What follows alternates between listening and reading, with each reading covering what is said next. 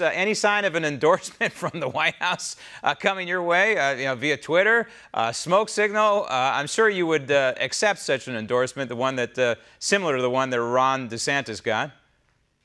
Well, I definitely would accept it. First of all, let me say good afternoon, Graham. A pleasure to be on your program. And yes, absolutely, I would accept it. And I'm going to expect that with the surging campaign that we're putting together, that definitely in the general, I think that President Trump will come down here and help us flip 23 from blue to red. And the president should know from my readings about you that you support his agenda, his broad agenda, almost across the board, from building the wall on. Is that correct? Absolutely. We've been hammering from day one the idea of building the wall. One of the things that I talk about is not only the power of the economy, which we've seen what happens when you have leadership at the top that decides to focus on the common sense things like not punishing the 1% or the job creators. Security, which is what I think is building the wall is all about, is the issue about securing this nation, and of course all the other issues that impact our country in a dramatic way. And President Trump has done some of the common things that I say all the time, that if you govern as a conservative by employing conservative principles, they work. Now, your district, District 23, currently represented, and I use that in air quotes, by Debbie Wasserman Schultz, is a plus Democrat 11. So what do you do, logistically speaking, to either entice the Democrat voters who are supporting Debbie Wasserman Schultz or go after independent voters? What's the game plan? That's a great question, because really ultimately at the end of the day we're trying to determine how do you win, right? So a couple things. Number one, I will tell you that the district is different than it was in 2014. It used to go all the way down to South Beach. It ends at a town called Surfside now. So it's reconfigured somewhat differently. Number two, there has been not only a change in the district, but a demographic change. The district today is 38% Hispanic.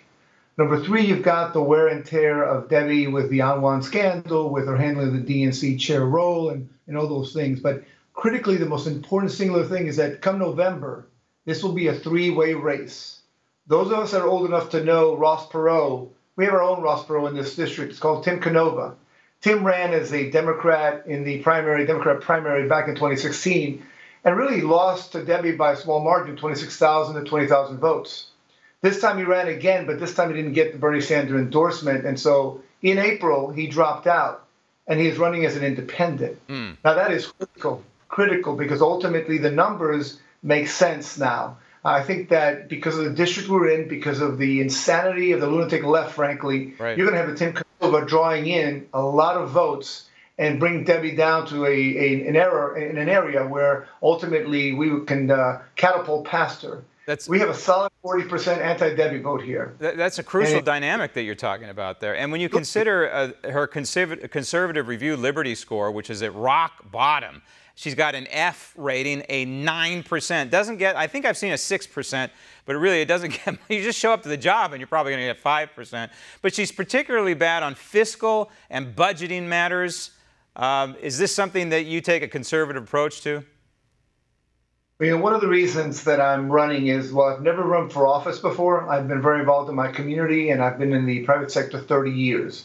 I've built a business. Ultimately, in the Great Recession, I built a law firm when others were firing and not hiring. I was doing the opposite because I believe in this country and everything that it stands for. And I think having the experience in the private sector is significant, and I'm bringing that perspective. One of the jokes that I've made in this campaign and throughout has been that over the years, I think I created more jobs than Barack Obama.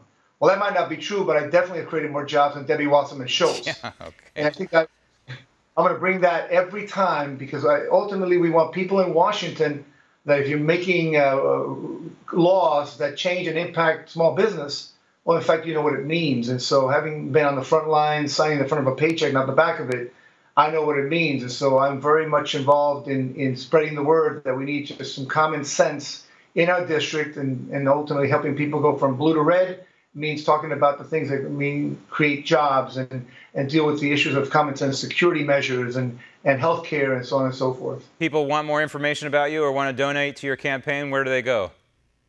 Absolutely. If they come to our website, it's Carlos Reyes for Congress. That's FOR Congress, and you can donate there. It would be really meaningful. I'm actually asking folks out there that are listening and viewing to please, if you know anyone in District 23, we need your votes. Early voting started Saturday, and so we need folks to get to the polls and to vote. Right. Beyond that, contribute, that'd be fantastic. And of course, I'm looking forward to joining the Red Wave as it happens this November. There's a gentleman on the opposite end of the country in Los Angeles, Omar Navarro, who's hoping to unseat a congresswoman who's been there for a little while, Mad Max, Maxine Waters, a similar kind of situation for him.